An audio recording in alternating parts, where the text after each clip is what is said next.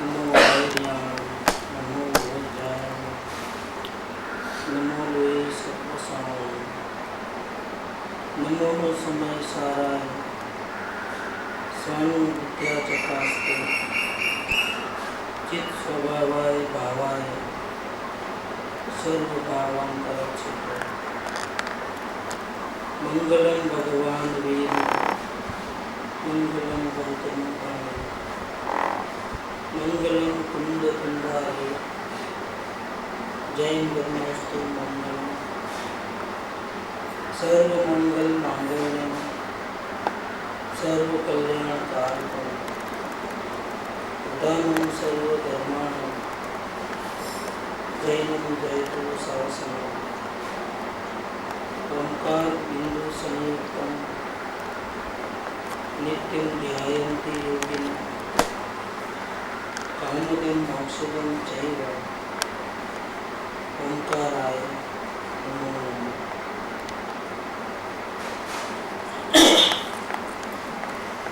श्री तत्व ज्ञान परम कृपादेव के चुने हुए वचनामृत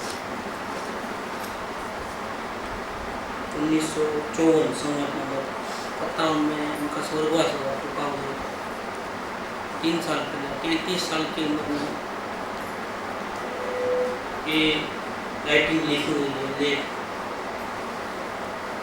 पुराने पहले पढ़ लेता हूँ, विषय समझ में आएगा, बाद में डेवलप करेंगे। परम कृपादेव के वचनामृत। आत्म दशाने पामी निर्द्वंदपणे यथा प्रारब्ध विचरे છે, એવા મહાત્માઓનો યોગ જીવને દુર્લભ છે। તેવો યોગ બંને જીવને તે પુરુષની ઓળખાણ પડતી નથી અને તથારૂપ ઓળખાણ પડ્યા વિના તે મહાત્મા પ્રત્યે દ્રઢ આશ્રય થતો નથી। જ્યાં સુધી આશ્રય દ્રઢ ન થાય ત્યાં સુધી ઉપદેશ પરિણામ પામતો નથી। ઉપદેશ પરિણમ્યા વિના સમ્યક દર્શનનો યોગ બનતો નથી। સમ્યક દર્શનની પ્રાપ્તિ વિના જન્મ આદि દુઃખની આત્યંતિક નિવૃત્તિ બનવા યોગ્ય નથી। તેવા મહાત્મા પુરુષોનો યોગ તો દુર્લભ છે, તેમાં સંશય નથી, પણ આત્માર્થી જીવોનો યોગ બનવો પણ કઠણ છે। તો પણ ક્વચિત ક્વચિત તે યોગ વર્તમાનમાં બનવા યોગ્ય છે। સત્સમાગમ અને સત્શાસ્ત્રનો પરિચય કર્તવ્ય છે। ઓમ।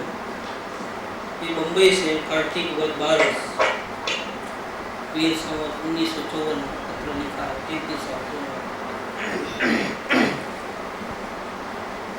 विषय इसके अंदर ये है कि सम्यक दर्शन के बिना जन्म मरण के और ऐसे कई प्रकार के अनंत प्रकार के दुखों का अंत नहीं होता है। और वो सम्यक दर्शन ज्ञानी पुरुष का उपदेश अपने अंतर में परिणमन हुए तो ही होता है। सम्यक दर्शन के माँ बाप क्या समझना,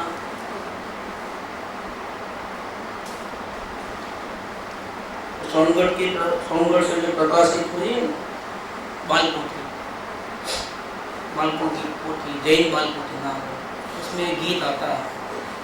अरियंत मारा पिता, बिनवाणी मारी माता, मारा बंधु अरिहंत था वो सैन है।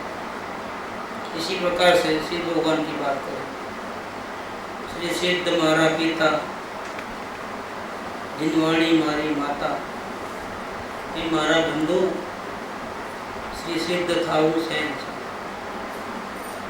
आचार्य मारा पिता, जिनवाणी मारी माता, वो मारा बंधु आचार्य था वो सैन है। उपाध्याय मारा पिता, जिनवाणी मारी माता, ये मारा बंधु उपाध्याय था वो सेठ। और लास्ट में मुनि भगवान तुम्हारा पिता, जिनवाणी मारी माता, तुम्हारा बंधु मुनि भगवान था वो से। इसमें माता एक ही है, जिनवाणी, और वो जिनवाणी कहाँ से निकली है, इसकी कृपा से मिली है, वो अलग पंच परमेश्वर। तो सम्यक दर्शन का जन्म जो है वो पंच परमेश्वर में से कोई न कोई गुरु और फिर उनकी जो वाणी है वो माता है। इस प्रकार से माँ बाप से सम्यक दर्शन का जन्म होता है। ये बात यहाँ कहना चाहते हैं कि सम्यक दर्शन प्राप्त करना है तो कैसे, कि ज्ञानी पुरुष का उपदेश, ज्ञानी पुरुष स्वयं पिता के स्थान में और ज्ञानी पुरुष का उपदेश जो है वो माता के स्थान में, और वो उपदेश हमारे जीवन में परिणमन होवे तो सम्यक दर्शन का जन्म हो सकता है। सम्यक दर्शन हुआ है कि नहीं हुआ है पता कैसे चले, कि सम्यक दर्शन के उत्पन्न होने के दो प्रकार है, एक अधिगमश और एक निसर्गश। निसर्गश में क्या होता है, जैसे कृपालदेव को सम्यक दर्शन हुआ तो उनका सम्यक दर्शन का प्रकार था वो निसर्गश था।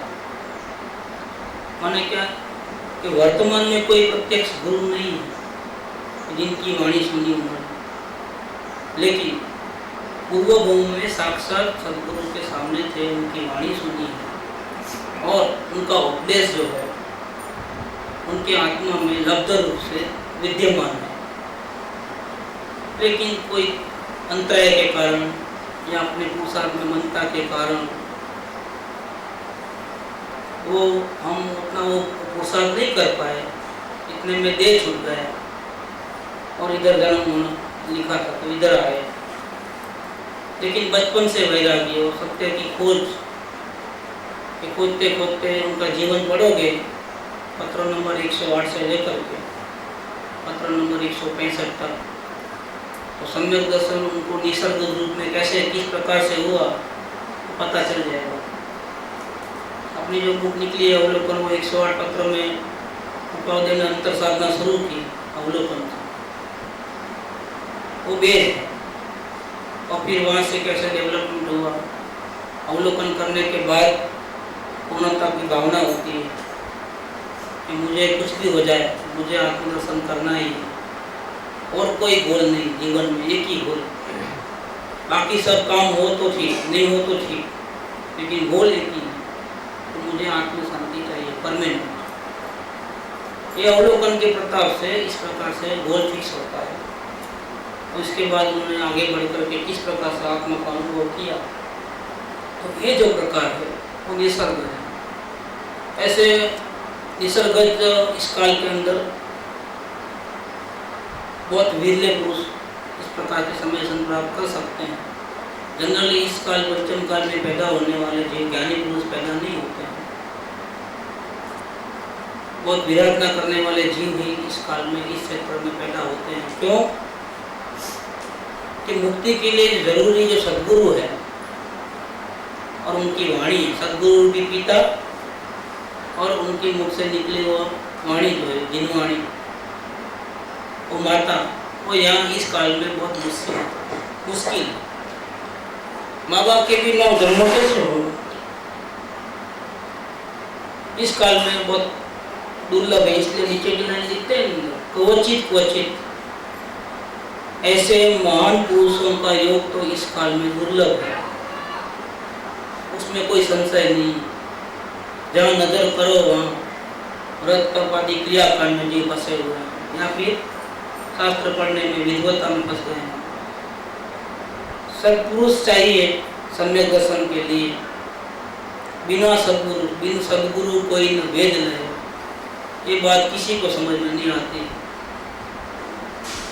जैन परमेश्वर द्वारा जो ये वितराग मार्ग प्रचलित हुआ, 2600 साल पहले महावीर स्वामी थे, वहाँ से लेकर, लेकिन इतने मतांतर हो गए हैं।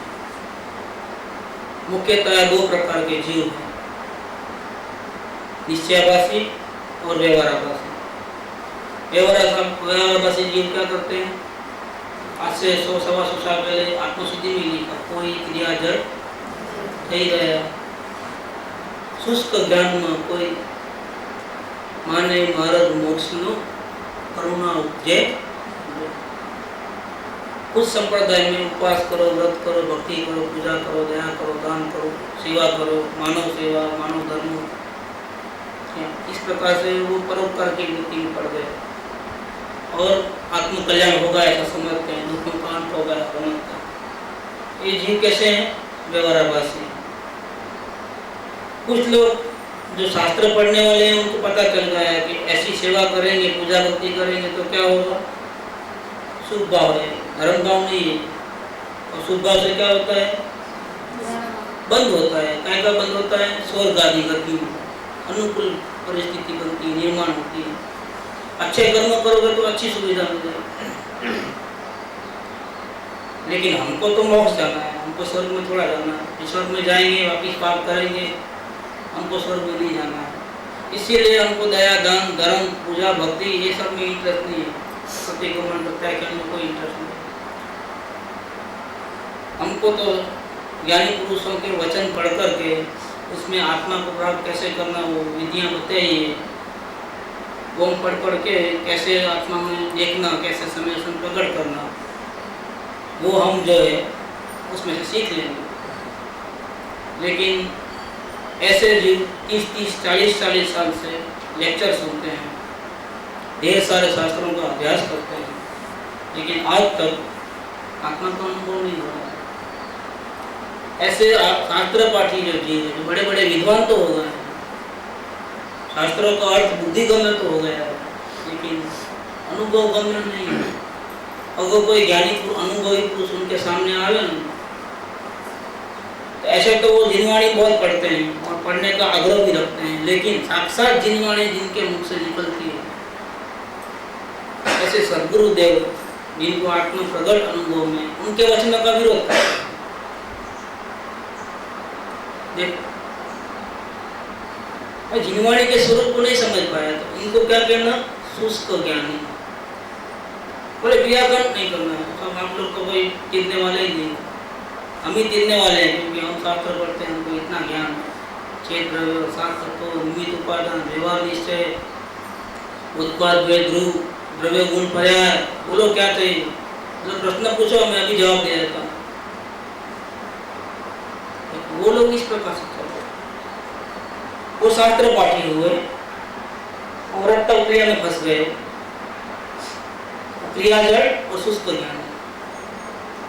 इस प्रकार से किसी को भी समय दर्शन की प्राप्ति नहीं हो रही और मेहनत करने के बावजूद भी उनका जन्म मरण का अंत नहीं आता है। गलती क्या हो गई कि सम्यक दर्शन तो सभी को प्राप्त करना है, लेकिन सम्यक दर्शन का जन्म माँ बाप के बिना कैसे होगा? प्रत्यक्ष सद्गुरु चाहिए और उनके मुख से निकली हुई जिनवाणी माता चाहिए, और जिनवाणी माता अपनी गोद में हमारे को रखेगी तो भले वो माता को 9 महीने लगते हैं, यहाँ ज़्यादा से ज़्यादा कितना लगता है? 6 महीना। जल्दी भी एक पल में भी हो जाता है, लेकिन मैक्सिमम टाइम कितना?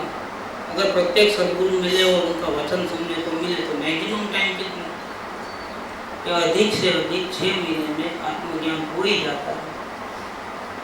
सद्गुरु रूपी पिता साक्षात और उनके मुख से निकली हुई अमृत वाणी अगर ये दोनों मिल जाए, सद्गुरु को हम पहचान ले और उनके उपदेश को हमारे हृदय में बैठ जाए, परिणमन हो जाए, तो समय दर्शन होने में तो कोई बात नहीं, चुटकियों में समय दर्शन होता है। ये बात इस चैंपियनशिप में कही हुई है। देखो क्या लिखते हैं? उपदेश परिणम्या बिना सम्यक दर्शन योग बनतो नहीं। इसके नीचे ऐसा लिखा है कि सम्यक दर्शन की प्राप्ति बिना जन्मादि दुखनी आत्यंतिक निवृत्ति बनवा योग्य નથી। संपूर्ण मुक्ति चाहिए तो सम्यक दर्शन चाहिए। और सम्यक दर्शन अगर चाहिए तो ज्ञानी पुरुष का उपदेश आपके आत्मा में परिणमित होना चाहिए। और अगर उपदेश आत्मा में परिणमित हो, इसके लिए क्या चाहिए कि ज्ञानी पुरुष का आश्रय होना चाहिए। ये इसके ऊपर क्या है, ज्यां सुधी आश्रय दृढ़ न था, आश्रय माने शरण भाव, दृढ़ न था ત્યાં સુધી ઉપદેશ પરિણાम पामतो न था। ज्ञानी पुरुष के वचन सुने, उनके दर्शन भी किए, लेकिन आश्रय नहीं आया। क्या ऐसा हो सकता है कि हमको ज्ञानी पुरुष के दर्शन हो, उनके वाणी सुनने को मिले, बुद्धि में हर बात बराबर बैठे भी, फिर भी हमको समय दर्शन न हो? यहाँ ऐसा होता है। ऐसा क्यों होता है कि देखना चर्म चक्षु से और सुनना कर्णेंद्रिय के माध्यम से और सोचना और बुद्धि में बिठाना मन के माध्यम से, ये सब होने पर भी आत्मा ने क्या किया? आँख ने देखा, कान ने सुना, मन में विचार शक्ति से उसको सेट किया, शास्त्रों से उनके वचन मेल खाते हैं कि नहीं खाते हैं, और बुद्धि में अच्छी तरह से बैठा है, रिकॉर्ड कर लिया, याद कर लिया। ये सब किसने किया? मनन, चिंतन, स्मरण, रिकॉर्डिंग, रिवाइंड, फॉरवर्ड, ये सब कौन करे? मन करे। आत्मा ने क्या किया? आँख ने देखा, कान ने सुना, बुद्धि ने, मन ने सोचा और समझा वचनों को और यश कर दिया, फिर भी आत्मा ने कुछ नहीं किया। ये सब के साथ साथ आत्मा भी कुछ कार्य करे तो उपदेश परिणाम होता है। क्यों? कि अगर आत्मा इसमें शामिल हो जाएगा तो शरण भावना आए बिना नहीं रहेगा, आश्रय भावना है, वो तो आत्मा को शामिल कैसे करें? एक प्रश्न आता है कि सुने देखे लेकिन आत्मा में उनका आश्रय चरण पकड़ ले, बाहर से भले ही नहीं पकड़े लेकिन अंदर में उनकी आत्मा सरेंडर हो जाए, आश्रय भावना में आ जाए, वो कैसे करे? एक जैसे शंकर भगवान को 3 आँख हैं, ऐसे हर एक जीव के पास 2 आँख तो ये चर्म चक्षु, और एक जो आँख है बीच वाली इधर रहती है, और हमेशा ऐसे तो बंद रहती है। कभी विनाश करना है ना तब वो खुलती है। शंकर भगवान की आँख खुलती है, तो ये आँख खुलेगी ना तो हाहाकार बच जाएगा, विनाश विनाश हो जाएगा, संहार हो जाएगा। किसका? दुश्मनों का। हमारा दुश्मन कौन है? मोह, राग, द्वेष, अज्ञान। लेकिन ये आँख खुलती नहीं है। उठ जाओ मुसाफिर और वही अब रहे न कहाँ जो सोवत है, जो सोवत है वो होवत है, और जागत है वो। ये तीसरा नेत्र जो बीच वाला है ज्ञान नेत्र, अगर वो खुल जाए अज्ञान की नींद से, मोह की छुट्टी हो जाए, बस उसकी नजर पड़ जाए तो वो कोई रहते नहीं, सामने आते नहीं। लेकिन प्रॉब्लम ये है कि खुलती नहीं, अनंत काल से नहीं खुली।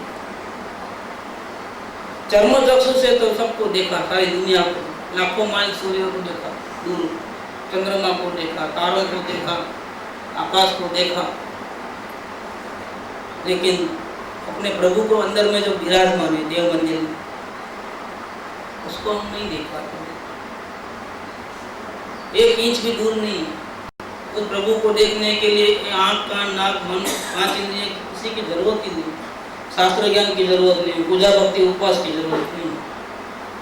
अंदर के प्रभु को देखने के लिए मन की भी जरूरत नहीं है। मैं आत्मा हूँ कहीं भूल न जाऊँ, आत्मा हूँ ज्ञाय पुत्रिका, बोलने की जरूरत नहीं, एक विकल्प की जरूरत नहीं। उल्टा ये तो रुकावट है। अगर आत्मज्ञान करते करते अगर मैं आत्मा हूँ ऐसा विकल्प आता है तो निर्विकल्प कैसे होगा? वो तो रुकावट है। देखो, अंदर के प्रभु को देखने के लिए ये नेत्र चाहिए। ये तीसरा नेत्र है। वो कौन सा नेत्र है? हमारे पास है कि नहीं है? हमारे पास होगा कि कहीं से मंगाना पड़ेगा, तो ऑर्डर लेकर। मति स्वरूप ज्ञान है, ज्ञान नेत्र है। हम आँख खुली रखते हैं, कान खुली रखते हैं, 5 इंद्रियों का व्यापार बराबर चलता है, और मन तो कहाँ कहाँ पहुँच जाता है, अमेरिका, उधर इधर, एक सेकंड में। सारे शास्त्रों का मालूम है। क्या मालूम है? ये नेत्र तो बंद है, तो क्या क्या मालूम है? नहीं, सब मालूम है हमारे, सब जानते हैं। आप पूछो, पूछने का क्या है? आप गाली देते हैं तो अंदर में क्या होता है? जो नाचने लग जाएगी अभी इधर। अगर हम गलती करें और कोई हमको हैरान करे तो समझ में आता है, क्योंकि हमारी भी गलती थी। बिना गलती के कोई हैरान कर देवे तो फिर क्या होता है? कितनी खलबली मचती है। कहाँ चले गए आपको? तो आपको सब मालूम है शांति कैसे मिलती है। तो ऊंचे नीचे क्यों हो जाते हो? किसको गाली दी किसने? नहीं, लेकिन हमारी कोई गलती नहीं, लेकिन किसको दी गाली? आपको तो उसने देखा भी नहीं है, गाली देने वाले ने देखा है? आपके अंदर में परमात्मा को देखा है, खोखे को देखा है? खोखा तो आप हो नहीं, नाम भी आप नहीं, ये रूप आपका नहीं। आपको कोई टच कर सकता है, कोई जला सकता है? तलवार काटती नहीं, अग्नि जलाती नहीं, पानी भिगाती नहीं। अविनाशी, अजर, अमर, शाश्वत, त्रिकालिक, ध्रुव, वो आपका आत्मा हो। शरीर को अपना माना है तो आत्मज्ञान कहाँ होगा? देखा ही नहीं, स्वरूप को ही नहीं देखा। और तीसरा नेत्र खुले, लेकिन कैसे खुले? है अपने पास, लेकिन खुलता नहीं।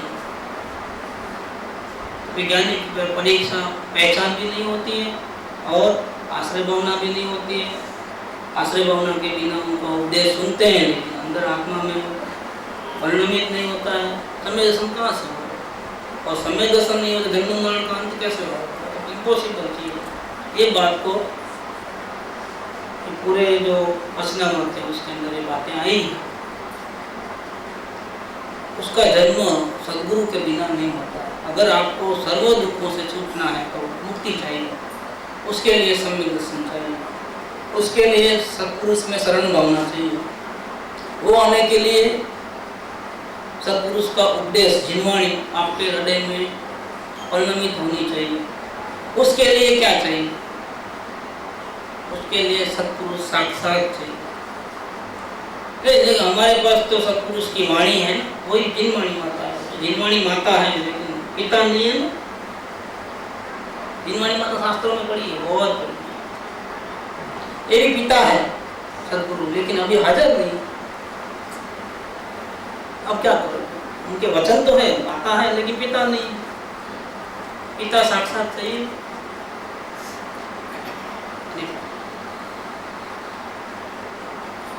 इसके बिना कैसे होगा?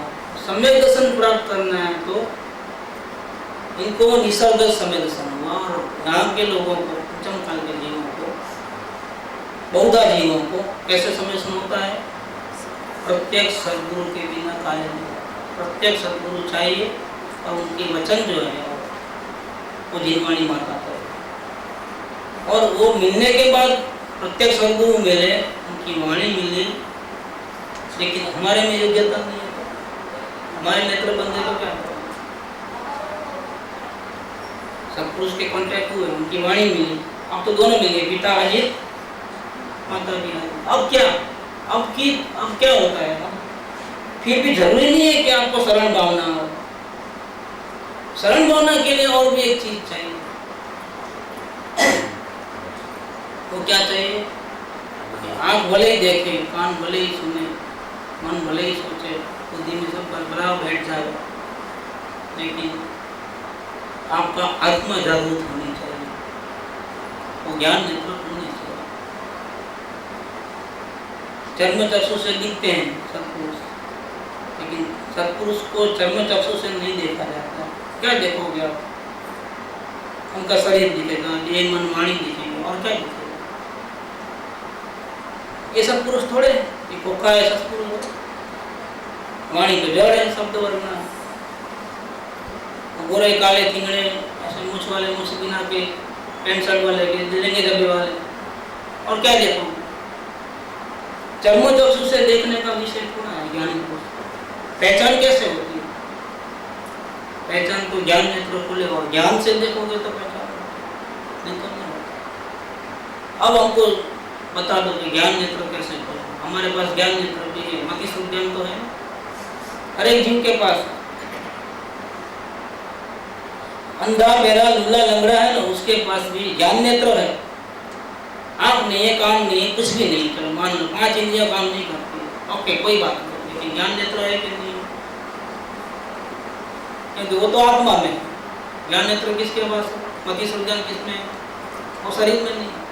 शरीर में इंद्रियां और सोचने का जो मशीन है मन, वो तो मनोवर्णन में बना है। ये सब बेकार है, नहीं है तो भी चलता है। क्या चाहिए फिर? मति सुख ज्ञान चाहिए, वो तो हमारे पास है, आत्मा के पास। इसलिए अंधा बहरा लूला लंगड़े को भी आत्मज्ञान हो सकता है अगर मति सुख ज्ञान खुल जाएंगे तो। लेकिन ये खोलना कैसे है? शक्ति है लेकिन बंद पड़ी है, क्या कर, कैसे खोले? 8 साल का लड़का भी केवल ज्ञान ले सकता है, ये अगर शक्ति खुल जाए तो। मति सुख अंतर्मुख भी अगर उपयोग अंदर रह जाए, आत्मा में लीन हो जाए तो केवल ज्ञान हो सकता है। सर्व दुखों से हमेशा के लिए मुक्ति मिल सकती है, लेकिन वो खुले तो। लेकिन खोलना कैसे? किसी को मन में आता है कि ये प्रश्न पूछे? किसको मन में आता है प्रश्न पूछने? तो बताएंगे कि मेरे के दिल में भी ऐसा ही सवाल था ये पढ़ते पढ़ते, ये ज्ञान का कैसे खोलना दरवाजा? किसी को ऐसा विचार मन में आता है? किसको आया ऐसा विचार सुनते सुनते? उनको आया और किसको आया? ऐसा फिर उंगली ऊंची करो तो समझ जाओ। और अभी हमें ऐसा ही देखना, सुनते सुनते किसको आया विचार ऐसा कि कैसे खोलना है? आपको आया? आपको तो आना नहीं था, आपको आया और आपको भी आया और आपको भी आया, तुमको भी आया। कैसे खोलना? तीन नेत्र, विनाशकारी नेत्र है, कैसे खोलना? हाँ, मति सुख ज्ञान क्या होता है? ये आत्मा की ज्ञान शक्ति है ना, आत्मा में ज्ञान बहुत है, जबरदस्त ज्ञान है, इतना ज्ञान है, केवल ज्ञान जिसको बोलते हैं टॉप लेवल। लेकिन इसने इतने बुरे कर्म किए हैं कि ज्ञान कमजोर पड़ गया। कमजोर हो के इतना कमजोर हुआ है कि मति सुख ज्ञान हो गया। ज्ञान के 5 प्रकार है, मति सुख, अवधि, मन पर है और केवल ज्ञान। हर एक आत्मा अगर सारे पाप और पुण्य कर्मों से हट जाए संपूर्ण रूप से, वो न पाप के भाव हो गए न पुण्य के भाव हो गए वर्तमान में, और भूतकाल में जो भी पुण्य और पाप के भाव किए थे उन सबको चुका दे कर्जा।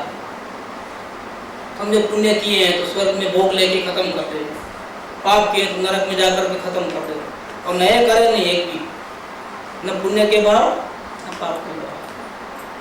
तो क्या होता है कि आत्मा की शक्ति है ना संपूर्ण रूप से खिल जाती है, जिसको बोलते हैं केवल ज्ञान।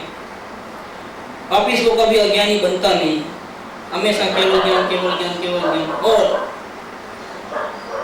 समय का माप तो बहुत अपन समझ नहीं सकते मेजरमेंट, लेकिन एक सेकंड समझ लो मोटे रूप में। हर सेकंड में भूतकाल, भविष्यकाल और वर्तमान, स्वयं के बारे में और जगत के जितने भी पदार्थ हैं, जड़ चेतन, सबके बारे में सब कुछ एवरी सेकंड जानता है। ऐसे तो एवरी समय जानता है, लेकिन अपन लेवल ना तो मोटे रूप में अपने बुद्धि में आवे, इसलिए हर सेकंड जानता है। प्रत्यक्ष रूप में जानता है। जैसे हमको हमारी पीठ नहीं दिखती है, लेकिन जब केवल ज्ञान हो जाएगा तो हम देख सकेंगे पीठ नहीं, पीठ के अंदर कितने परमाणु हैं वो, और भूतकाल में वो परमाणु कहाँ थे, किस रूप में थे, इसके पहले कहाँ थे, इसकी पूरी हिस्ट्री, और अभी डेथ होने के बाद ये परमाणु कहाँ जाएंगे, इसके बाद कहाँ जाएंगे, इसके बाद कहाँ जाएंगे, अंत समय, मतलब एंडलेस जो है ना भविष्य, वो एंडलेस भूतकाल, एंडलेस भविष्यकाल, और क्वांटिटी कितनी, जगत के सारे जड़ चेतन पदार्थों, अनंत भूतकाल, अनंत भविष्यकाल और वर्तमान, इतने जीव और अनंत अनंत जीव, उद्गल, धर्म अधर्म, आकाश अकाल, सारी सृष्टि, सबका ज्ञान एवरी पल उसको हमेशा रहे, इतनी केवल ज्ञान शक्ति है। ये आत्मा में शक्ति इतनी है, अभी हमारे में है इतनी शक्ति, लेकिन प्रगट रूप नहीं। प्रगट रूप कौन सा है? मति से। क्यों? इतनी सारी शक्ति थोड़ी तो बताओ, थोड़ा तो एग्जाम्पल बताओ कि नहीं। आपको बताओ, इतना कहते हैं कि आप में सर्वज्ञ शक्ति है, ये आपको मालूम करते हैं, फिर भी आप डेवलप नहीं कर पाते हो। क्यों? कौन रोकता है? अपने स्वरूप का अज्ञान रोकता है। स्वयं का जिम्मेदार है, स्वयं अपने परमात्मा को नहीं देखता है और अन्य पदार्थों में अपनापन करके रखा है। यही सबसे बड़ी गलती है। इसी कारण से इस जीव को केवल ज्ञान नहीं होता। लेकिन अगर ये मति स्वरूप ज्ञान की आंख खुल जाए ना, तो सबसे पहले वो समय दर्शन प्राप्त कर लेता है। सबसे पहले वो परमात्मा को देखता है। परमात्मा को देखते ही क्या होता है कि संसार वृक्ष का जन्म मरण के अनंत दुखों का जो मूल है, क्या मूल है? दर्शन मोह, मिथ्यात्व, वो खत्म हो जाता है। सिर्फ नजर मिलते हैं, अपने परमात्मा से नजर मिली, सबसे पहला काम वो करता है कि सबसे पहले हम मूल को काट डालें। जन्म मरण के वृक्ष का मूल कट जाएगा तो क्या होगा कि अभी वो गाली पत्ते नहीं कटे हैं पूरे, अभी ग्रीन ग्रीन भी दिखते हैं, लेकिन वो अपने आप सूख जाएंगे क्योंकि जड़ कट गई, संसार का मूल खत्म हो गया। पहले काम वो करना है, वो परमात्मा के प्रथम दर्शन से ही हो जाता है। प्रथम दर्शन से होता है। ये मति स्वरूप ज्ञान की आंख खुले तो ऐसा होता है। लेकिन ये प्रथम दर्शन हो गए ना, मति स्वरूप ज्ञान की आंख खुले और सबसे पहले अपने परमात्मा को देखे, उसके पहले उसको और कुछ देखना होता है। वो क्या देखना होता है? जिसका दर्शन वो कट चुका है, ऐसे ज्ञानी पुरुष के आत्मा को देखना होता है। क्योंकि और एक प्रैक्टिकल है कि सामने चीज पहले दिखती है और अपने पास से वो नहीं दिखती। देखो अपना मुंह दिखता है, बिना दर्पण के शायद नहीं दिखता। सद्गुरु कौन है? दर्पण है। सद्गुरु में क्या देखना? सद्गुरु को देखने थोड़े आए, उनको पूजने थोड़े आए। हम काहे के वास्ते आए सद्गुरु के पास? प्रयोजन क्या है? हमको हमारे परमात्मा के दर्शन करना है, जन्म मरण से छूटना। हम हमारे लाभ के लिए आए हैं, आपको दर्शन करने के लिए थोड़े आए, पूजा करने के लिए थोड़े आए, आपकी वाह करने को थोड़े आए। ऐसा कुछ, हम हमारे लाभ के लिए आए। आप दर्पण हो। मुझे मेरे परमात्मा के दर्शन नहीं होते हैं, इसलिए मुझे मेरा चेहरा देखने के लिए क्या चाहिए? दर्पण चाहिए। वो दर्पण आप हो। इसीलिए मैं पहले किसको देखूं? चेहरे को देखूं कि दर्पण को देखूं? क्या कि चेहरे तो देख ही सकते नहीं हो ना, अब क्या करें? अब तो पहले दर्पण देखना पड़ेगा। और दर्पण देखोगे तो दर्पण इतना स्वच्छ है, इतना क्लीन पवित्र है, उनकी दशा इतनी निर्मल है। तो वहां जब उनके सामने खड़े रहते ही हमारा आईना निकल जाता है, पूरा हमारा एक्शन निकल जाता है। सत्पुरुष की निर्मल आत्मा के दर्शन होते ही हमारी गंदगी दिख जाती है कि वो कैसे निर्मल और हम कैसे गंदे। हमारा चेहरा दिख जाता है। देखो ये चमत्कार है देखने का। ये मति स्वरूप ज्ञान के बगैर नहीं दी। अगर सत्पुरुष को चर्मचक्षु से देखते हैं और उनकी वाणी को कर्णेंद्रिय से सुनते हैं और उनकी वाणी का विचार मन के द्वारा करते हैं, चिंतन मनन के द्वारा, उतना काफी नहीं है।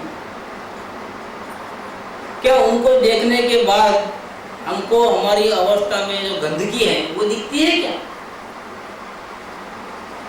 तो फिर हमने दर्शन किए, ये तो नहीं किए। डिफरेंस मालूम पड़ता है।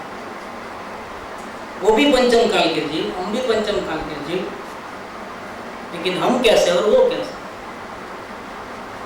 जब उन्होंने इतने पवित्र शुद्ध संसार के हर क्रिया में भी अपने को अलग मुक्त रूप से भिन्न रूप से विचर सकते हैं, विहर सकते हैं, फिर हम क्यों नहीं विहर सकते? और डिफरेंस समझ में आ जाए, अपना आईना दिख जाए। गंदगी दिखेगी तो फिर गंदगी रखेगा घर में, थोड़ा कचरा रहता है तो रखता है, बड़ी पड़े रहने तो ऐसा नहीं। क्या होता है, गंदगी दिखे तो क्या होता है, तो फौरन उसको हटाओ। भले अपने ही घर की गंदगी है, लेकिन अपने घर में कोई उसको रखना चाहता नहीं। जीव को गंदगी पसंद नहीं, लेकिन वो बाहर की गंदगी नहीं, अंतर की मोह, राग, द्वेष, आकुल व्याकुलता, अशांति, ये सब क्या है? ये जीव के अवस्था में घर में गंदगी है। जीव बाहर से बहुत स्वच्छ रहने की कोशिश करता है, शरीर को साफ करता है, अपने घर के आंगन को साफ करता है, बहुत कुछ करता है, लेकिन अपने आत्मा की अवस्था में जो गंदगी है, मोह, राग, द्वेष, क्रोध, मान, माया, लोभ, उसके लिए क्या करता है? शास्त्र पढ़ता है, लेकिन शास्त्र पढ़ने से तो होता नहीं। व्रत, पूजा, भक्ति, उपवास करता है, उससे तो कुछ होता नहीं। वो गंदगी साफ कैसे होगी? तीसरा नेत्र खुलेगा तो ही, तो मति शुद्ध ज्ञान का नेत्र खुलेगा तो ही। एक ज्ञान की किरण डायरेक्ट कचरे पे पड़ती है तो क्या होता है? गोबर पड़ा जाता है। जानवर लोग को उनको स्पेशल बाथरूम वगैरह तो है, लैट्रिन वगैरह, इधर भी की दुर्गंध भी आती है, क्योंकि तो कचरा है शरीर। तो क्या होता है कि सूर्य की डायरेक्ट किरण अगर उसके ऊपर पड़े तो क्या होगा? सबसे पहले तो वो सूखता है, गीला होता है, सूखता है, क्या होता है कि दुर्गंध निकलती। फिर सूखे हुए के ऊपर और किरण गिरे डायरेक्ट तो क्या होता है? टुकड़े टुकड़े हो जाते हैं, बारीक बारीक रचकन होकर के हवा में। कोई उठाता नहीं तो भी उसकी गंदगी वगैरह सब गायब हो जाता है। गाँव में तो क्या होता है कि गटर खुली रखते हैं, वहाँ कोई इतनी बड़ी म्यूनसिपलिटी नहीं हो, इतने कोई पैसे वाले लोग भी नहीं जो टैक्स भर सकते, तो क्या करते हैं? ओपन नहीं। इतने लोग गांव में रहते हैं, गंदगी नहीं फैलती है, उल्टा शहर से भी ज़्यादा अच्छा सुगढ़ वातावरण, हवा अच्छी रहती है सब। क्यों ऐसा होता है? सूर्य की डायरेक्ट किरणें रोजाना इन गंदगियों को पकड़ती है, वो जल जाती है, गंदगी जो है वो जल जाती है। ऐसे हमारा ये मति शुद्ध ज्ञान जो अंदर में केवल ज्ञान है, लेकिन बाद में अल्प ज्ञान जो रह गया है, अपने ही अपराधों के कारण ज्ञान कमजोर हो गया है। लेकिन कमजोर है तो भी इसकी किरण अगर पड़ जाएगी मोह, राग, द्वेष के ऊपर, उसका नाश हो जाएगा। इतनी ताकत है हमारे पास। सबसे पहले दर्शन हो जाता है क्या? अगर ये नेत्र खुलता है तो चिल्लर पार्टी को नहीं देखता है, क्रोध, मान, माया, लोग वो तो बाद में निपट लेंगे, ये सब चिल्लर पार्टी है। सबसे पहले उसकी नजर कहाँ जाती है? हम चेस खेलते हैं, नजर किसके ऊपर जाती है सबसे पहले? इसको राजा को पहले खत्म करो, बाद में सब बाजी जीत लिया। राजा गया तो सब गया, राजा को जीत लिया तो पूरा चेस जीत लिया। क्या करते हैं? निजर बार बार उसके ऊपर अटैक करते हैं, फंसाते हैं। उसमें तो कितना दिमाग खराब हो जाता है, इसमें दिमाग खराब नहीं होता, दिमाग का यूज ही नहीं करने का। क्या ये लड़ाई के अंदर की लड़ाई में क्या करना है? दिमाग का यूज नहीं करना, सिर्फ आँख ही खोलना है और कुछ नहीं। जाग जाना है, जागते ही सब कुछ साफ दिखाई दे देगा, गलती कैसे हो रही है, कैसे मिटाई जाए। जागे नहीं तो कुछ नहीं। यहाँ ये लिया है कि आश्रय भावना दृढ़ होनी चाहिए, लेकिन मिलने पर भी, सुनने पर भी, सोचने विचारने पर भी आश्रय भावना दृढ़ नहीं होती है, क्योंकि हमारे ज्ञान नेत्र बंद थे। अब कैसे खोलें उसकी बात करें, क्योंकि बहुत से लोगों का सवाल है कि ज्ञान नेत्र कैसे खोलें। हमारी आँख से तो हम आपको देख सकते हैं, कान से सुन सकते हैं, और मन के द्वारा भी आपके शब्द सुन सकते हैं, और लगता है, मन को भाता है और आत्मा को भी अंदर में अच्छा लगता है, लेकिन वो सब बेकार है। शरण भावना नहीं आएगी। शरण भावना कैसे है? कि ज्ञान नेत्र खुलेंगे। अब ये बताइए कि ज्ञान नेत्र कैसे खुले? एक बहुत इंपॉर्टेंट क्वेश्चन है। जिनको सत्पुरुष नहीं मिले हैं उसको तो ऐसा बोलेंगे कि सत्पुरुष को पर्सनली मिलो, इसके बाद ही ज्ञान नेत्र खोलना है। लेकिन कभी कभी कोई जीव ऐसे होते हैं ज्ञान नेत्र पहले ही खुल के आता है, बाद में सत्पुरुष से मिलता है। किसी को क्या होता है कि पहले वो आ जाता है कैसा भी पुण्य के उदय से सत्पुरुष से कांटेक्ट हो जाता है, बाद में ज्ञान नेत्र खुलते हैं। ज्ञान नेत्र खुलने के दो उपाय, दो प्रकार है ज्ञान नेत्र खोलने। अपनी बात तो ये थी कृपालुओं को निसर्ग समय दर्शन हुआ। अधिकांश जीवों को समय दर्शन अधिगमन होता है, प्रत्येक सद्गुरु के बिना नहीं हो सकता है, ऐसा होता है। तो ये सत्पुरुष मिलेंगे कैसे? पूर्व पुण्य के उदय से मिलेंगे। जब मिलेंगे तब दो प्रकार के जीव कांटेक्ट में आते हैं। एक जिनके ज्ञान नेत्र पहले ही खुल गए हैं और बाद में कांटेक्ट हुआ है मिलना। किसके ज्ञान नेत्र बंद थे, बाद में पुण्य के उदय से कांटेक्ट हुआ और मिलने के बाद उनकी बात समझ में आती है तो ज्ञान नेत्र खोल देता है। फिर ज्ञान नेत्र खुलने के बाद ही असल कार्य शुरू होता है, जब तक कार्य शुरू नहीं होता है। अब ज्ञान नेत्र खोलना माने क्या, कैसे खोलना है? सबके पास शक्ति है, मति स्वरूप ज्ञान सबके पास, इवन जानवर के पास भी। चकली, गाय, भैंस, मछली, सर्प, सबके पास मति स्वरूप ज्ञान है। जंगल के शेर, वाघ सबके पास है, बकरी सबके पास, चकली, कोयल सबके पास।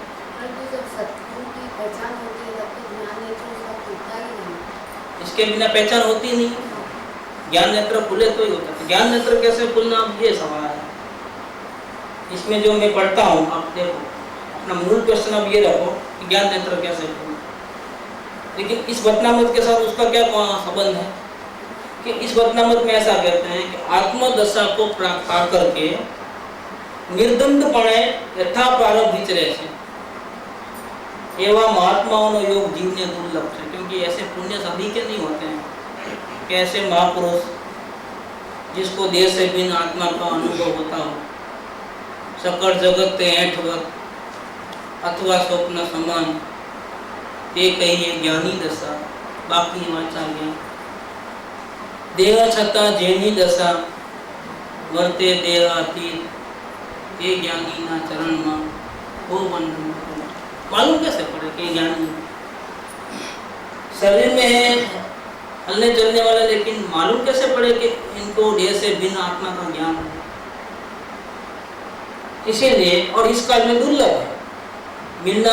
बहुत पुण्य है, कोई दर्शन होते हैं, बाकी दर्शन ही नहीं होते, मालूम भी नहीं पड़ता। घर वालों को नहीं मालूम पड़ता है कि इनको ज्ञान हो गया है, ऐसा भी होता है। एवं योग बनवा थी, ऐसे महान पुण्य का उदय आया और योग मिल गया, कांटेक्ट हो गया, तो भी जीव ने देह पुरुष ने ओळखाण पड़ती नहीं, क्योंकि ज्ञान नेत्र खुले हुए नहीं। अथारूप ओळखाण पड्या विना ते महात्मा प्रत्ये दृढ़ आश्रय थतो नहीं। पहचान के बिना वो शरण में कैसे जाएगा? तो जिस प्रकार से आपने आत्मा का दर्शन किया है, परमात्मा के दर्शन किया है, आपके जन्म मरण के मूल कारण को मिथ्यात्व का नाश किया है, सम्यक दर्शन रूपी महान रत्न की प्राप्ति हुई है, आपका मोक्ष निश्चित हो गया है। कृपा करके मुझे भी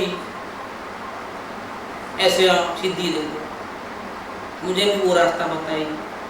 ऐसी गरज कैसे पैदा हो? गरज पैदा होना उसका नाम है दृढ़ आस्था। गरज पैदा होना, लेकिन उतनी गरज नहीं तो आश्रय कहो, दृढ़ आश्रय मत कहो। गरज में भी कैसी गरज कि इसके बिना तो हमें खाना पीना सब बंद, सुहा तो नहीं है। आप पहले वो बात कर लो, क्लियर करो। उसका नाम क्या है? दृढ़ आश्रय। आश्रय और दृढ़ आश्रय में फर्क है।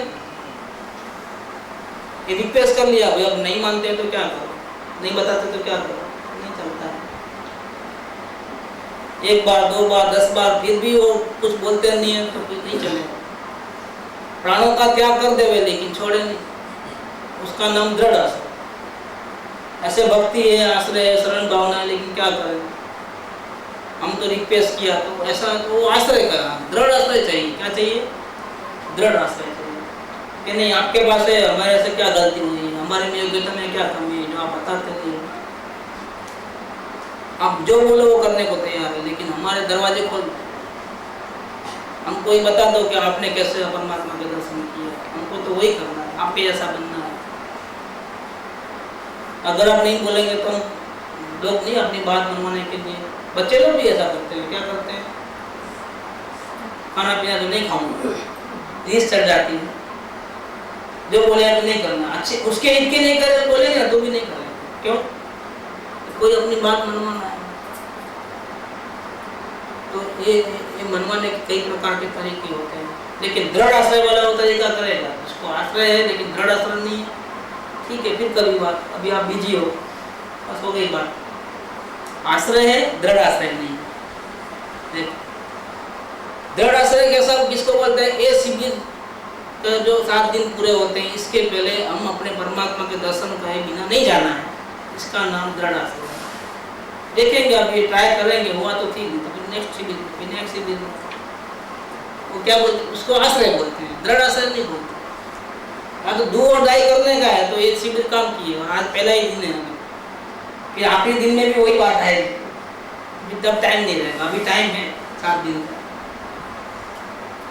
ऐसा ना हो कि आखिरी दिन भी वही बात बोलना पड़ेगा, जब नेक्स्ट शिविर में तैयारी कर लेना, अभी तैयारी करो आज से।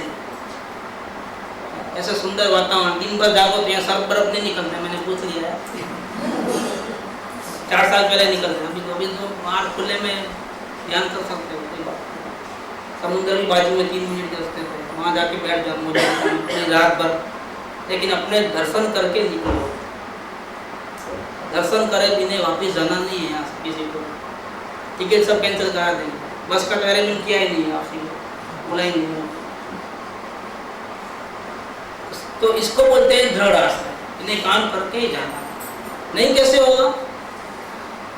होगा ही होगा। अब मूल क्वेश्चन के ऊपर आ गए, 10 मिनट है कि तीसरा नेत्र कैसे खुले, जो हमारे पास है, हमारे पास शक्ति है, उसको कैसे खोले? वो खोले बिना सत्पुरुष को पहचान नहीं सकते, सामने होने पर भी, और शरण भावना नहीं आती है, क्योंकि उपदेश समझ में नहीं आता है, बुद्धि में बैठता है लेकिन समझ में नहीं आता है। बुद्धि में बैठना एक बात है और समझ में आना दूसरी बात है। बुद्धि में तो शास्त्र पाठियों को, विद्वानों को ही बैठता है, लेकिन समझ में नहीं आता है। होए पूर्व बनेल नवपण, जो जीव ने जान्यो नहीं, सर्वते ज्ञान बापू साक्षी छे आगम। 12 अंतर ज्ञान भी हो सकता है, फिर भी आत्मज्ञान न हो, ऐसे केसेस हैं जिनागम। नग्न दिगंबर पंचमावत दारी महान मुनिराज जैसा बन सकता है, आत्मज्ञान नहीं हो ऐसा बन सकता है। मुनिव्रत दार अनंत वेद धैर्य उपजाए, पई निज आत्म ज्ञान बिन सुख ले सुन। ज्ञान उत्कृष्ट हो गया शास्त्र पढ़ के, चारित्र उत्कृष्ट हो गया मुनि बनकर, श्रद्धा का क्या? और समय दर्शन माने क्या? ज्ञान नहीं, आचरण नहीं, समय दर्शन माने क्या? श्रद्धा, सच्ची श्रद्धा। सच्ची श्रद्धा के बिना ज्ञान किस काम का और आचरण किस काम का? कार्य तो हमको श्रद्धा में करना है और हम ज्ञान बढ़ाते हैं या आचरण सुधारते हैं। एक भी गुस्सा नहीं करूंगा, थोड़ा भी नहीं करूंगा, थोड़ा भी क्रोध मान माया लोभ नहीं होने दूंगा। ये बन जाओ मुनि बनना आसान है, आत्मा को देखना मुश्किल है। क्या है, कपड़े वगैरह छोड़ दो, घर के बाहर चले जाओ जंगल में, हो गए मुनि। वही बहुत आसान है, छोड़ना तो बहुत आसान है। ऐसे नकली मुनि तो कई बार बन चुके, लेकिन अंदर में, बाहर में परिग्रह को छोड़ा, लेकिन अंदर में मोह को नहीं छोड़ पाए। और समय श्रद्धा के बिना नहीं होता है, समय दर्शन के बिना ये पॉसिबल नहीं। अब ज्ञान नेत्र कैसे खोले? मति स्वरूप ज्ञान। ये मति स्वरूप ज्ञान ही जो केवल ज्ञान का अंश है, कटका है, केवल ज्ञान का कटका, रहस्य पूर्ण चिट्ठी में मोक्षमा प्रकाशक में आया है। वो मति स्वरूप ज्ञान हम सबके पास है, लेकिन हमको यूटिलाइज करना नहीं आता है। अंदर परमात्मा भी हम है, उसके ऊपर ताला लगा हुआ वो भी हमने ही लगाया है, उसकी जो खोलने की चाबी है मति शुद्ध ज्ञान वो भी हमारे पास है, सिर्फ तरीका नहीं मालूम है कि कैसे खोलें। सदगुरु वो चाबी नहीं खोलेंगे, सदगुरु के पास आपकी चाबी नहीं है, वो बताएंगे कि आपने कहाँ चाबी रख करके भूल गए थे, आपकी चाबी कहाँ है तो बता देंगे, और कैसे खोलना वो बता देते हैं। उनका काम, उनका रोल खत्म। चाबी है मति शुद्ध ज्ञान वो भी हमारे पास है, सिर्फ तरीका नहीं मालूम है कि कैसे खोलें। सदगुरु वो चाबी नहीं खोलेंगे, सदगुरु के पास आपकी चाबी नहीं है, वो बताएंगे कि आपने कहाँ चाबी रख करके भूल गए थे, आपकी चाबी कहाँ है तो बता देंगे, और कैसे खोलना वो बता देते हैं। उनका काम, उनका रोल खत्म, आपका रोल चालू। चाबी आपके पास, ताला आपने लगाया है, दरवाजा आपके अंदर। उस तिजोरी में सदगुरु को जाना है तो जा नहीं सकता। आपके अंदर में जो आनंद है ना सदगुरु को नहीं मिलता, एक 1% भी कमीशन नहीं मिलता। अगर मिलेगा तो मैं तो बहुत लखपति हो जाऊँ।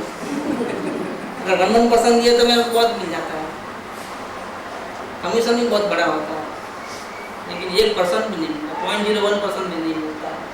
पूरा आपका अधिकार है वो तिजोरी के ऊपर, जिसमें अनंत आनंद, अनंत ज्ञान, अनंत वीर्य है।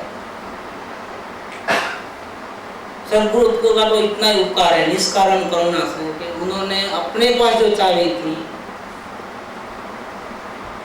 वो चाबी के द्वारा इनविजिबल जो ताला हमने लगाया है वो इनविजिबल ताले को खोलना और परमात्मा के दर्शन करके खुद परमात्मा बन जाना, ऐसे पूरे रास्ते में बता देते हैं। उतना उपकार है उनका।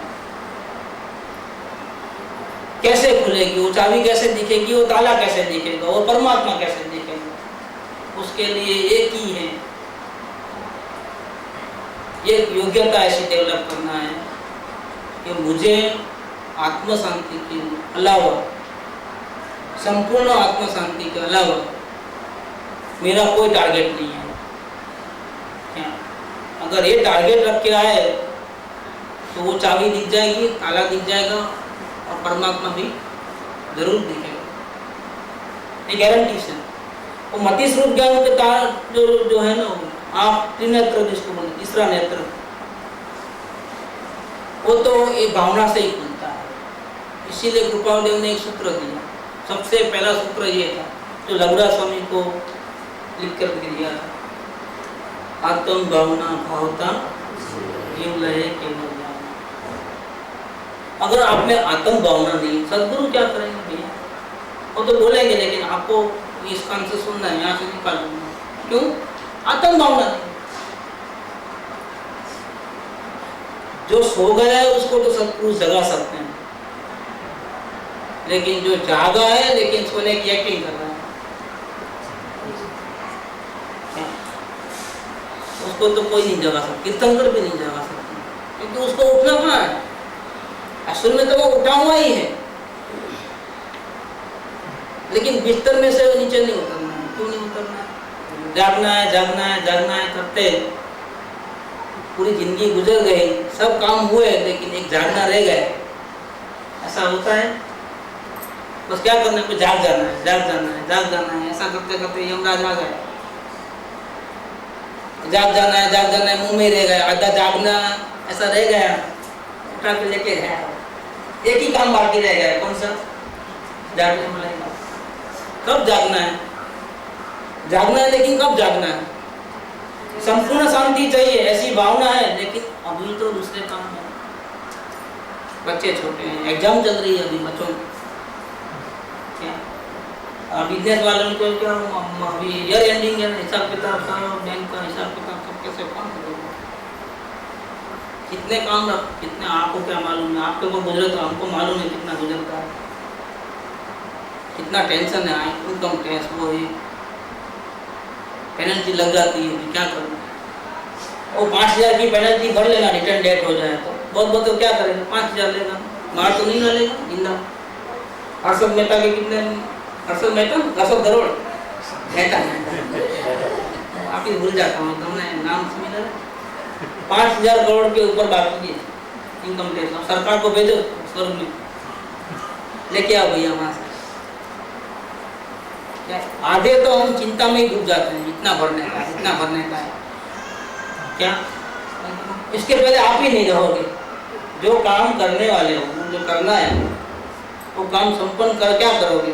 चिंता में ही मर जाओ, वो संपन्न कैसे हो? काम तो अधूरे रह जाते हैं। इसीलिए वो दुनिया का जो होना है सो हो जाए, कुछ भी पेंडिंग होना है तो रह जाए, नुकसान चाहे जितना होगा। क्या होगा? मौत से बढ़ के हो जाता है। जान हथेली पे लेकर के लड़ने को जाता है फौजी, वापिस माँ बाप का चेहरा देखेगा कि नहीं देखेगा, बच्चों का चेहरा देखेगा, घर वापिस आएगा कि नहीं आएगा, पता है? हम तो रिटर्न टिकट लेके आते हैं, जा तो रहे हैं शिविर में, लेकिन रिटर्न टिकट लेके चला तो टिकट नहीं मिलती, रिजर्वेशन। घर वापिस कचरे में जाने की रिटर्न टिकट चाहिए। किसी को माफ नहीं जाना, यहाँ से डायरेक्ट चले जाते, ऐसा नहीं है। जा सकते हैं हम, नहीं जा सकते। अगर यहाँ ठहर गए तो जो अंतर्मुख ठहर जाए तो यहाँ केवल ज्ञान हो जाए। सबसे पहले केवल ज्ञान हो जाए, 5000 फीट ऊपर चले जाता है, सीट ऊपर लग जाती है, यहीं बैठे बैठे केवल ज्ञान। हम छोड़ चले ये लोग कभी, लोकांत विराजे क्षण में जा, निज लोक हमारा वासा, शोकांत बने फिर। लेकिन नहीं, हम तो शिविर में आए जाने के लिए, तो रिटर्न टिकट साथ में भी करो, पीछे टेलीफोन आ जाएंगे, घूमते घूमते आ जाओ। ऐसी जगह लेके आए आपको खुद को नहीं मालूम था, ऐसी जगह लेके आए हो।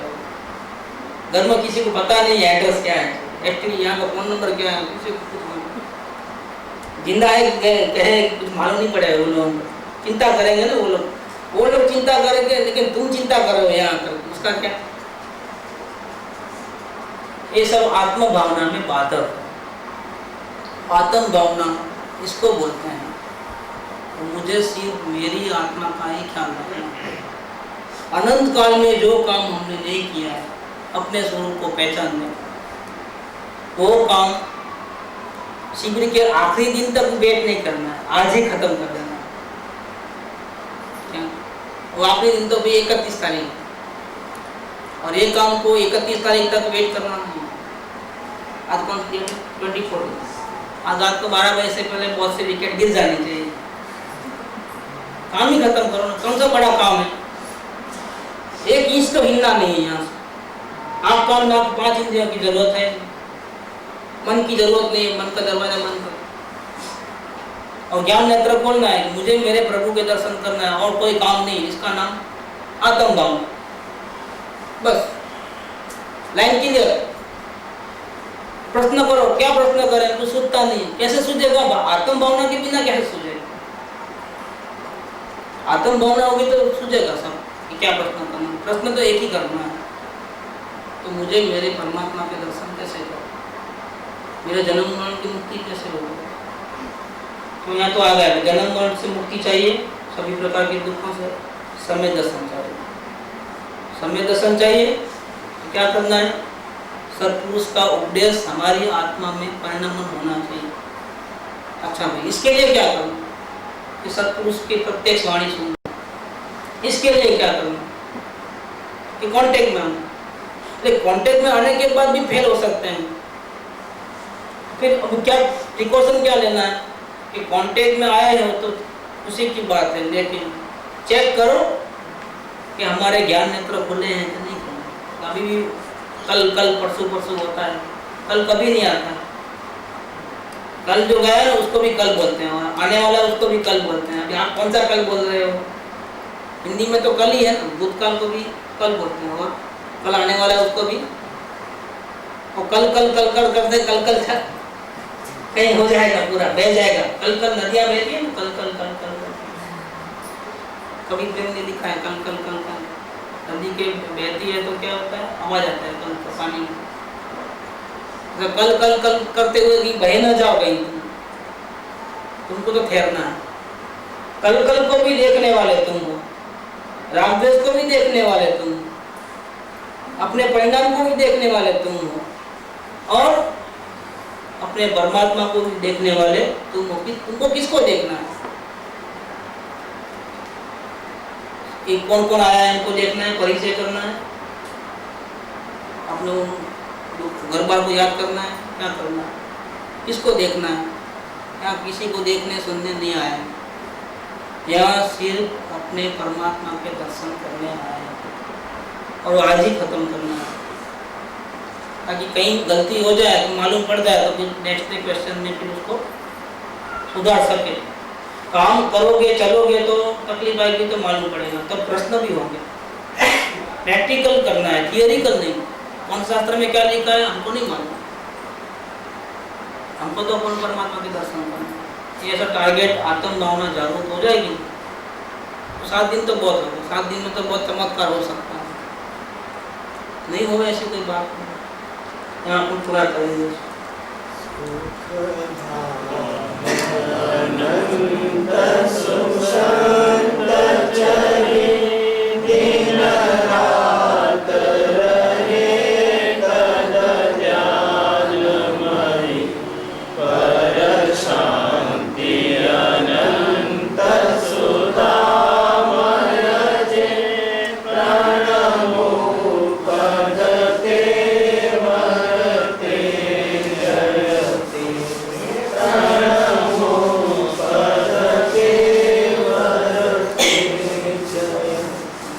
परम उपकारी श्री सद्गुरु